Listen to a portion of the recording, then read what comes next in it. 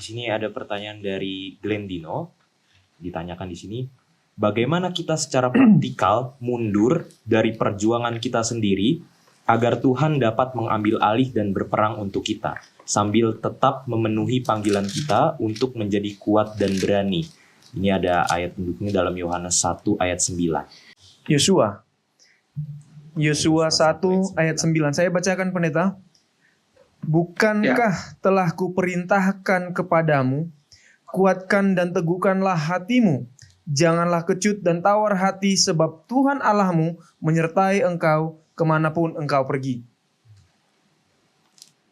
Terima kasih untuk pertanyaannya, Saudara Glendino. Bagaimana kita secara praktikal mundur dalam tanda kutip dari perjuangan kita sendiri agar Tuhan yang mengambil alih dan berperang untuk kita. Saya berbicara bukan peperangan fisik, tetapi peperangan rohani, perjuangan iman, sambil tetap memenuhi panggilan kita untuk menjadi kuat dan berani.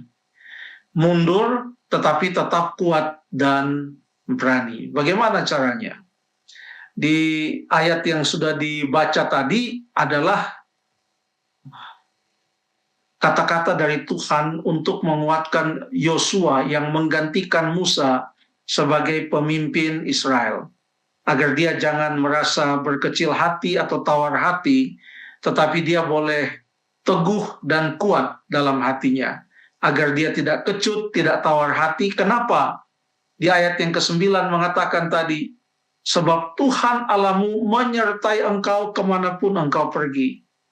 Jadi yang pertama adalah rahasianya bagaimana supaya kita mundur dari mengandalkan kekuatan kita, tetapi dalam saat yang sama kita boleh kuat dan berani. Yang pertama adalah kita mengakui kehadiran dan penyertaan Allah, sehingga kita tidak mengandalkan kekuatan kita sendiri, tetapi kita mengandalkan Tuhan di dalam kehidupan kita. Di dalam ayat yang kelima, masih dalam Yosua pasal 1, di sana dikatakan, seorang pun tidak akan dapat bertahan menghadapi engkau. Demikian kata Tuhan kepada Joshua, seperti aku menyertai Musa, demikianlah aku menyertai engkau. Yosua harus menyadari kehadiran Allah, penyertaan Allah. Dia tidak boleh mengandalkan dirinya sendiri. Salah satu contohnya, pada waktu ia akan berperang bersama-sama bangsa Israel, akan berperang melawan kota Yeriko, ada suatu episode singkat pada waktu ia bertemu dengan Panglima Bala Tentara Sorga. Di dalam Yosua pasal yang kelima, di sana disebutkan Yosua pasal yang kelima, mulai ayat yang ke-13 sampai ayat 15, saya baca. Ketika Yosua dekat Yeriko, ia melayangkan pandangnya, dilihatnya seorang laki-laki berdiri di depannya dengan pedang terhunus di tangannya. Yosua mendekatinya dan bertanya kepadanya, kawankah engkau atau lawan? Jawabnya, bukan, tetapi akulah panglima bala tentara Tuhan. Sekarang aku datang. Apa yang dilakukan oleh Yosua? Lalu sujudlah Yosua dengan mukanya ke tanah, menyembah dan berkata kepadanya, apakah yang akan dikatakan Tuanku kepada hambamu ini? Ayat 15, Panglima bala tentara Tuhan itu berkata kepada Yosua, tinggalkanlah kasutmu dari kakimu, sebab engkau berdiri, tempat engkau berdiri itu kudus. Dan Yosua buat demikian. Ada instruksi yang diberikan oleh Panglima bala tentara Tuhan. Ini bukan malaikat biasa. Dan ia memerintahkan kepada Yosua untuk menanggalkan kasutnya. Ini adalah suatu simbol. Yang pertama tentu bahwa tempat di mana Allah hadir itu adalah kudus. Ingat cerita Musa sama. Jadi pada waktu Yosua bertemu dengan Panglima Bala Tentara Tuhan, sama dengan pada waktu Musa melihat belukar yang terbakar, yang menyala tetapi tidak termakan api.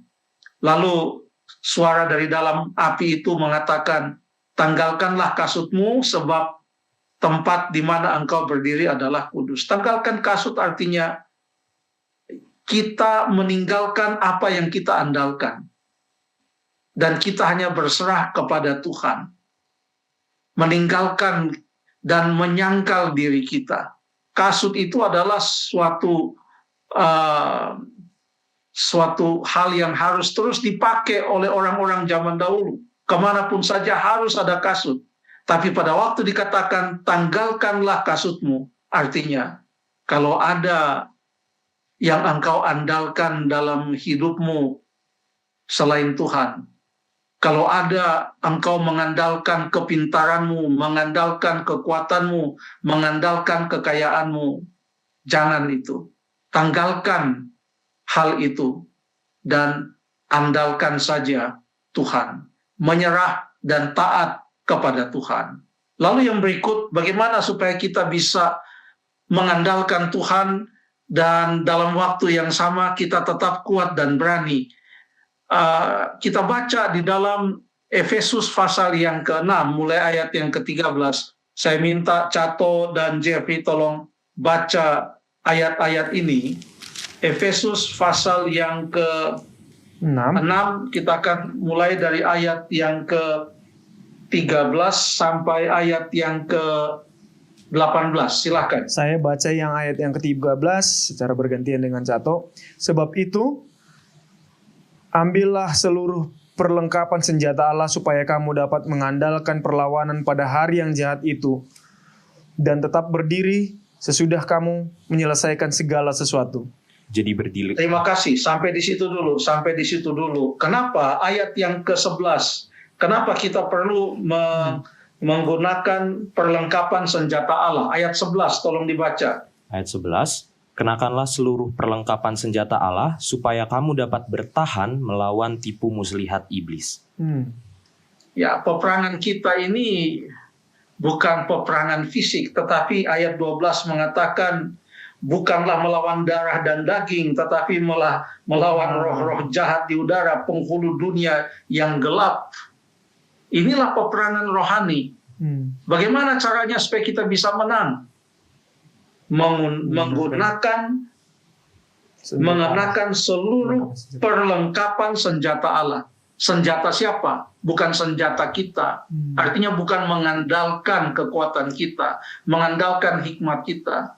Tetapi ini adalah perlengkapan senjata Allah yang Allah berikan kepada kita. Rahasia kemenangan itu datang dari Tuhan. Apa saja perlengkapan senjata Allah itu? Ayat yang ke-14, silahkan dilanjutkan.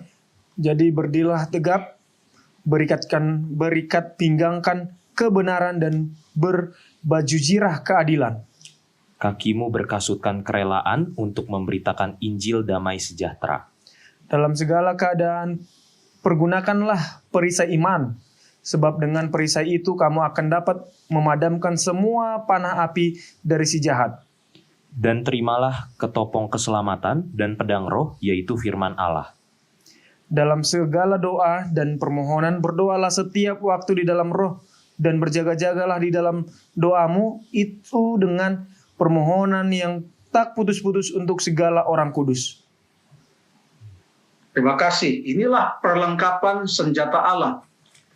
Bukan senjata kita, bukan kekuatan kita. Apa saja itu? Berikat pinggangkan kebenaran. Yesus mengatakan, akulah jalan dan kebenaran dan hidup. Mengandalkan Yesus dalam hidup kita. Berbaju zirahkan keadilan. Bukan keadilan versi kita, tapi keadilan seperti yang Tuhan ajarkan. Kakimu berkasutkan kerelaan memberitakan Injil damai sejahtera. Bagaimana supaya kita bisa menang? Kita perlu bersaksi. Dalam bersaksi ada kekuatan. Lalu gunakanlah perisai iman. Lalu kemudian ketopong keselamatan. Pedang roh yaitu firman Tuhan. Lengkap di sana. Dalam doa dan permohonan. Berdoa setiap saat.